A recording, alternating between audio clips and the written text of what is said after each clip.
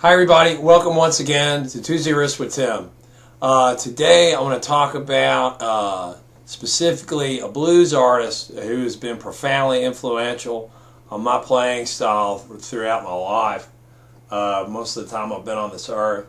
And that was Jimmy Reed's chief accompanist, a guy called Eddie Taylor.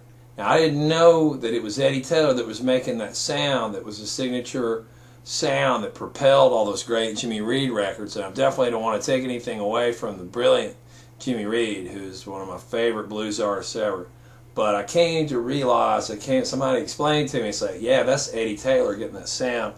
What Eddie Taylor did is, you know, those Jimmy Reed hits, they didn't have an electric bass. Electric bass was around at that time. It existed, but Jimmy Reed didn't have an electric bass in his band. What he had was Eddie Taylor. Eddie Taylor played some kind of electric guitar, and what he did is he rolled the treble off, and he got this deep tone, and he did this signature thing. And the thing about it, to get the Eddie Taylor style, you've got to be able to damp the strings to get the rhythmic space. If you don't damp the strings for the rhythmic space, you won't have the same tight bounce. You won't have the same swing that those Jimmy Reed records have. It won't sound the same. It'll sound real open. If I don't dampen, I'll get this kind of sound.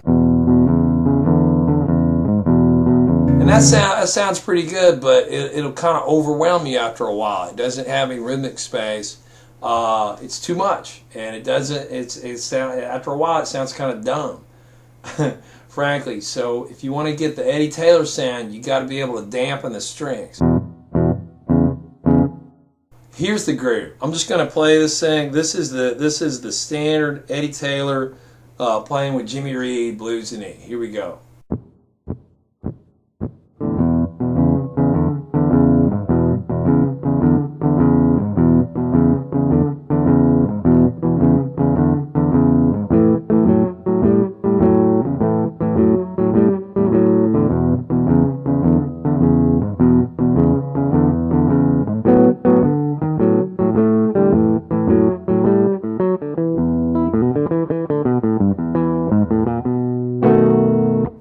In Keith Richards' autobiography, there's a huge section where he talks about learning the very nasty, very raunchy, very almost out of tune sound of 5-chord. That's the Eddie Taylor 5-chord that you hear on those Jimmy Reed records. I think he calls it the Jimmy Reed 5-chord.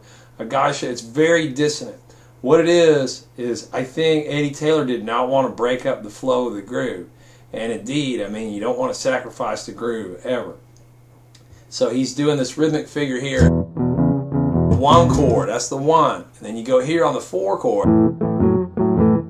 Now, in more conventional blues styles, you know, in order to keep everything harmonically correct or whatever, you'd go. And that sounds cool, it sounds good, it sounds like boogie woogie, but that's not the Eddie Taylor style. If you want to sound like authentic blues, this is a way to cop it, where you've got an open dominant against the beat.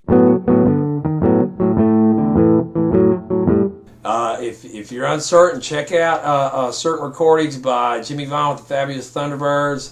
Listen to lots of ZZ Top, man. These guys do this stuff because they're hip and they get it.